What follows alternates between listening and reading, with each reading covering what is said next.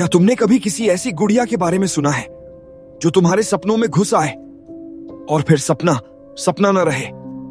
एक ऐसी गुड़िया जिसे अमेज़न से मंगवाया गया था, लेकिन उसके साथ कुछ और भी आया था, कुछ ऐसा जो कभी चैन से जीने नहीं देता।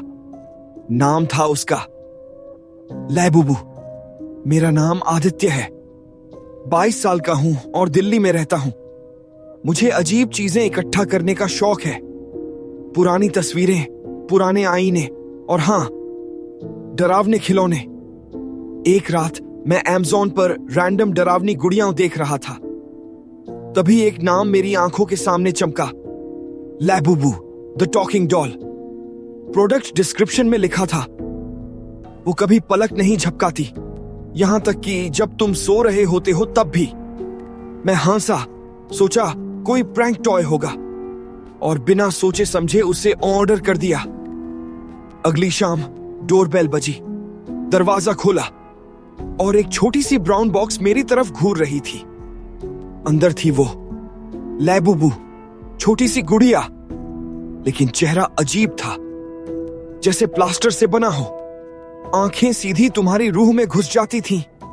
मैंने उसे अपने स्टडी टेबल पर रख दिया, लेकिन रात को कुछ तो अजीब हुआ।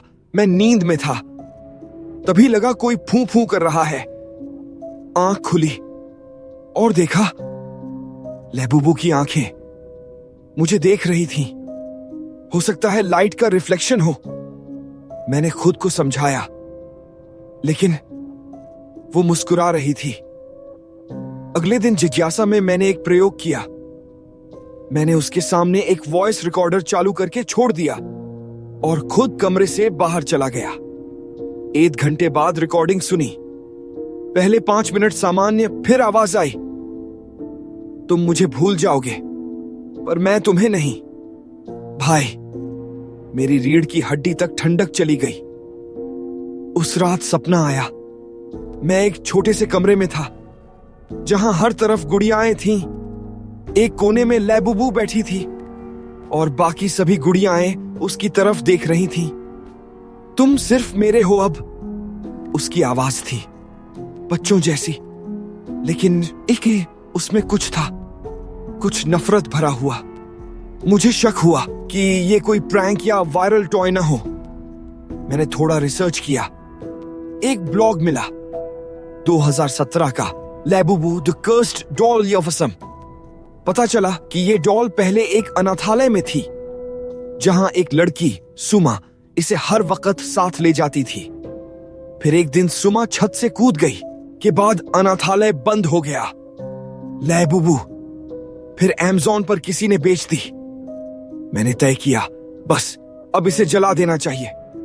उस रात मैं लैबुबू को छत पर ले गया, लाइटर निकाला और जलाने लगा, लेकिन जैसे ही आग उसके कपड़ों को छू रही थी, उसने आंखें घुमाकर मुझे देखा और बोली, मैं जल गई, अब तुम में रहूंगी। उस रात के बाद मैं कभी वैसा नहीं रहा।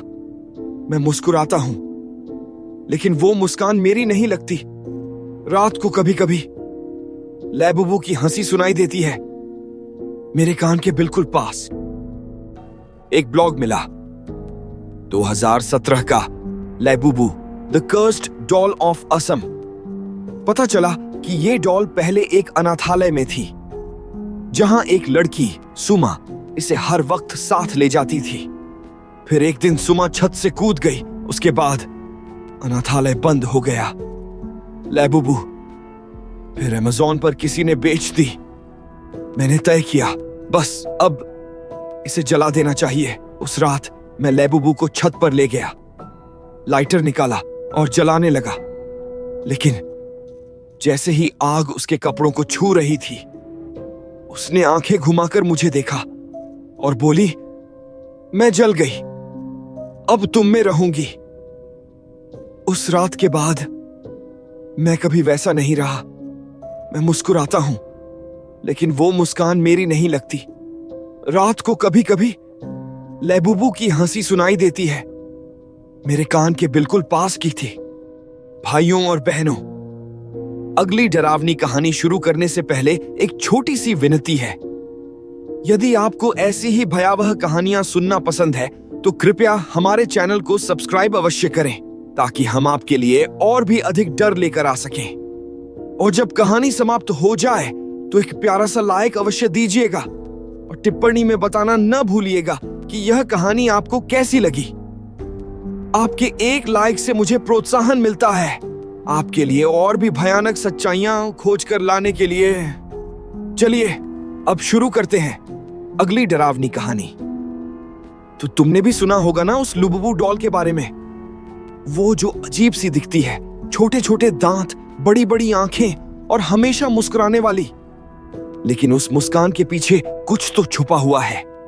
अर्चना गौतम, हाँ वही जो बिग बॉस में थी। उसने एक इंटरव्यू में कहा कि उसकी एक दोस्त ने ये डॉल मंगवाई थी। बस यहीं से सब शुरू हुआ। शुरुआत में तो सब ठीक था। उसकी दोस्त को भी वो डॉल बड़ी प्यारी लगी।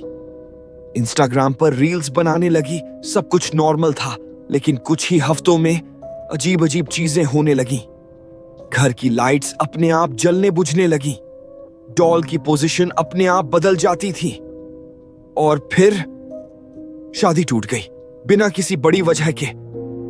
लड़के वालों ने रिश्ता तोड़ दिया। सब हैरान रह गए। लेकिन सबसे डरावनी बात तो ये थी, कुछ ही दिनों बाद उसके पापा की मौत हो गई। अर्चना ने कहा, यह इत्तेफाक नहीं हो सकता, यह डॉल शापित है। और जब मैंने यह सुना तो एक पल के लिए मैं भी सोच में पड़ गया। क्या लुबुबू सच में कोई ट्रेंड है या फिर कोई आत्मा जो इस खिलौने के अंदर बंद है, जो लड़की इससे खेलती है? क्या वो असल में खुद को किसी और के हवाले कर देती है? क्या पता किसी दिन ये डॉल अपने मालिक से कुछ वापस मांगने आ जाए, प्यार, ध्यान या फिर उसकी जान। सोचकर देखो, क्या तुम अपने घर लुबुबू लाना चाहोगे? तुमने देखा था भारती सिंह का वो व्लॉग जिसमें उसने कहा कि उसने लुबुबू डॉल जला दी। हंसी मजाक करने वाली, हमेशा मुस्कुराती रहने वाली भारती जब इस बार बोली वो शैतान है तो एक पल को रूह कांप गई। लेकिन बात वहीं खत्म नहीं होती। उसने बताया कि गोलू, उसका छोटा बेटा, उसका व्यवहार धीरे धीरे बदलने लगा था। पहले तो सब नॉर्मल लगा, बच्चे जैसे खेलते हैं वैसे ही खेलने लगा। लेकिन फिर गोलू ने बोलना बंद कर दिया। उसकी आंखों में कुछ अजीब था, जैसे कोई और उसके अंदर देख रहा हो। वो दीवारों से बातें करने लगा, रात में हंसता था और बार बार उस डॉल की तरफ इशारा करता जैसे कोई उसे बुला रहा हो। डॉक्टर्स ने कहा यह डेवलपमेंटल स्टेज है, लेकिन मां को पता होता है कि कब कुछ गलत है।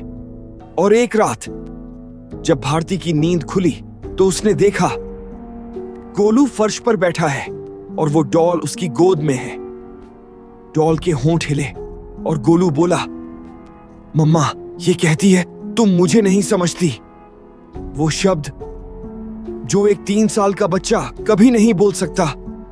अगले दिन भारती ने कैमरा ऑन किया और उसी व्लॉग में लुबुबू डॉल को आग के हवाले कर दिया।